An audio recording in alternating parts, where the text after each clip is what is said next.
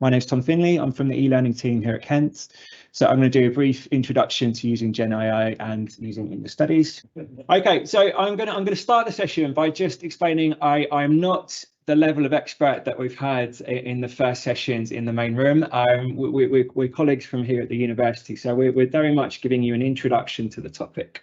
I'm going to talk about what is generative AI, how does it work, understanding the limits of using AI, understanding when it's not perhaps appropriate in your studies, but then moving on a more positive note to when ideas you could use it in your studies. So there is going to be a little bit of overlap from the session we heard earlier. I'm giving a bit more of a layman's view on it to start. So what actually is generative AI? So it is the GPT that everyone's familiar with from ChatGPT. It is a generative pre-trained transformer. So what that means is it's building on previous work of large language models and neural networks.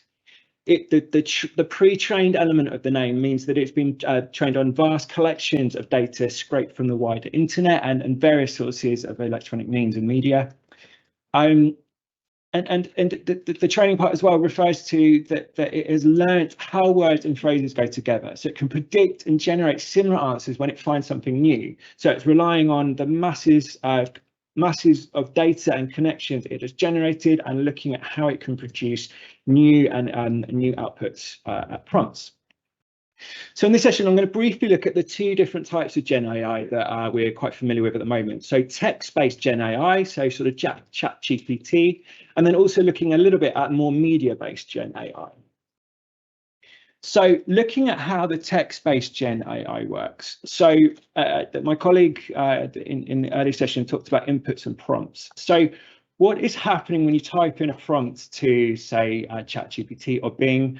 What you type in is being split into individual tokens. So by tokens, these are values given a numerical value, and they're fed into the system. So your prompt is split into a token, and it's passed into the GPT, the pre-trained transformer. Next, the processing starts. Patterns between common words and phrases are from the input tokens identified. So it's using all of those connections it's got in its model. The GPT predicts the probability of the next word in a response. So it's starting to form the response, and it's using its massive database to predict the correct probability of the next word in the response. The prediction is assigned a probability, and it repeats this over and over again to find the best fit. And it's doing this all the time that it's working. The response is then filtered to remove offensive content. You heard them mention something about guide rails. This is the thing where it's checking, is it actually outputting something that is ethical and not got profanity and bits and pieces like that. And the output that finally comes back out is the final response. It's tidied, it's formatted into a nice output and put back out on the screen to form the final response. Now, moving on to the media-based Gen AI. So here I am talking, in a minute, we're going to be looking more about images, but this applies to the music generation and all the amazing stuff that Amazon Web Services were showing us as well. But there's quite a lot of new terms here that have come out from this method of the Gen AI. So your input request is passed, and it's sent into a generative adversarial network, a GAN. So we're assuming, as I've just mentioned, we're assuming here that we're talking about an image, but the same sort of thing applies if you're requesting music or sort of that kind of media and output. So within the generator of this kind of Gen AI for media-based Gen AI, there's two.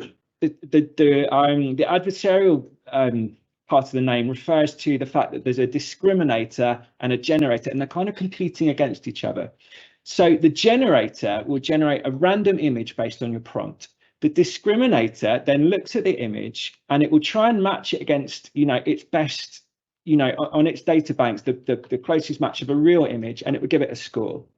The generator then uses the score, and it will keep repeating this back and forth until it gets to a threshold of the best similarity match for your request from your prompt that it thinks is appropriate. Again, it goes through the guide rails process to remove any offensive content or make sure it's an ethical output.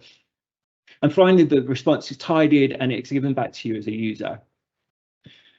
So that gives a very brief overview of it. As I say, I'm not an expert, but I think it's good to understand a little bit of what is happening behind the scenes. So moving on to understanding the limits of AI. So again, my colleagues are going to cover this to some extent as well. But here, the points here we're looking at. It's easy to see what AI can do, but for your studies, it is really important to understand what it can't do. It is extremely clever. It's not that clever. It can't learn and understand for you. It's only as good as it's only as good as what it has seen as well. So new and changing disciplines are really affected by this rule as well. So something that is really topical and changing all the time, it can only rely on the data it's been fed to generate its model. It can still look at other sources, but it's really important to bear that in mind when you're using these kind of tools. So looking at some of the things that it has a trouble with, this is an example where if you use this is looking at mortgage calculations and trying to figure out what would be a sort of repayment. So using a proper calculator that you can find on the web, you give it a mortgage amount, 372,000 with an interest rate 3.7 over 27 years. What is going to be the total repayment? And it came out about £590,000. I put this into ChatGPT. It is telling me the total repayment is £4,469,000. It's obviously got that wrong. Properly, very accurate calculator instead of trying to calculate on its own. Sorry, can you say that again? Can it not integrate with a very accurate calculator? Yeah, okay, so we'll come back to that in a minute. So I think the point that I'm making here that we're going to move on to is really important to make sure you're using the right tools for the job. So yeah, absolutely. You know, there's a wide range of systems available. The chat-based ones aren't very good at certain tools, but there are other ones available that might do the job a lot better. So yeah, but as a whole, you know, if you were coming to the using Gen AI as a sort of a new user and stuff, you might think, oh yeah, I can put that in and it's going to give me an answer. It's just making the point. It's really important to sort of fact check and sanity check as you use the tools. So another example of things that it can get wrong, it can actually make stuff up.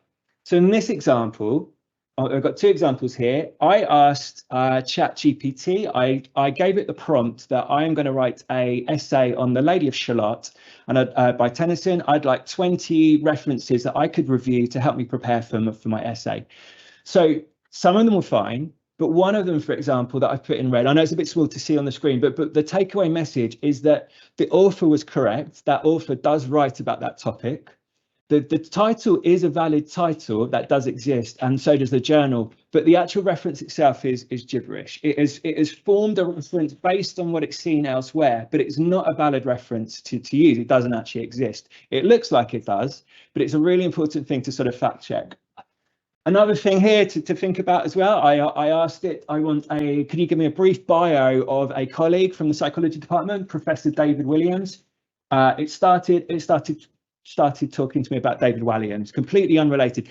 These are pretty over exaggerated examples, I will give you that, but they're really important to kind of bear in mind. You really have to be on your toes and sanity check the tools as you're using them. So when is it not appropriate to use? Well, one of the things to think about is using it and becoming over reliant on it. It's really easy to get to an own goal. I mean, these examples I've given are pretty obviously bad. It does so many things really well.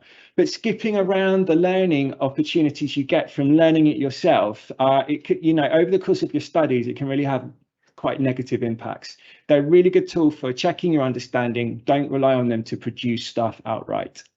It can be deceptive. It can lull you into believing it knows all, and you can end up blindly trusting output. You've really got to think critically on what you see. Diversity, another thing to consider, that AI model indexing, whilst it has got a massive wealth of information, one thing to think about is it can focus on topics from a single cultural angle, and it can amplify this in its output. So a lot of the body of text on a specific subject might not cover the diversity of sort of considerations that you'd want to include when researching a topic. And finally, copyright issues. Have you got permission to upload a file? But you know, perhaps you've asked it to summarize something. Have a think about who owns that that file that you've asked it to look at in the first place. So using generative AI in your studies, it's good to help you think about approaching a task like writing an essay, and also these are two examples we're going to look at, and it could also another example is help to create some content for a presentation. So both examples here use Microsoft Bing from an Edge browser, but as I mentioned, there's lots of different ones to help you choose, and my colleagues are going to look at some of those as well in their sessions. So spend a bit of time thinking about which ones work best for you. So for those of you that are not familiar with using them, I'm typing in here. This is just a bit of a pre-recorded session. I'm asking it to help me write. I'm telling it I need to write a 2,000-word essay on AI for an undergraduate course discussing the threats and opportunities. Can you help me? So it has taken the prompts that I've given it, and it is giving me some summary. It's giving me some points to consider when making my essay. It's also telling me at the bottom where it's getting this information from.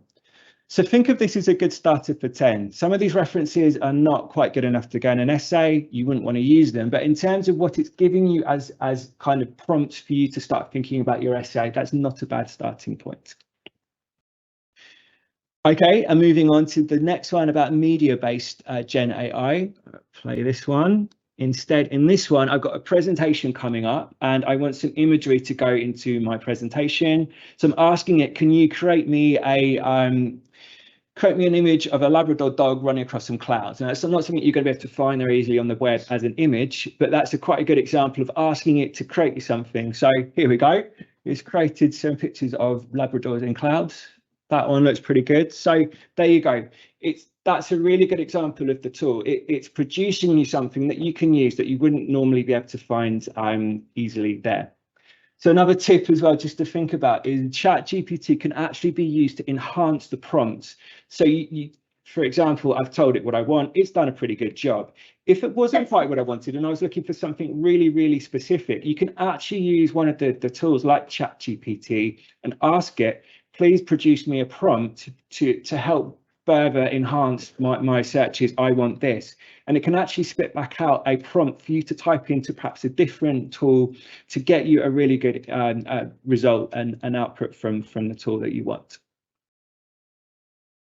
So that I'm gonna leave it there in terms of the introduction. We've got a brief time for questions if you've got any questions about that in particular. If not, we can move on.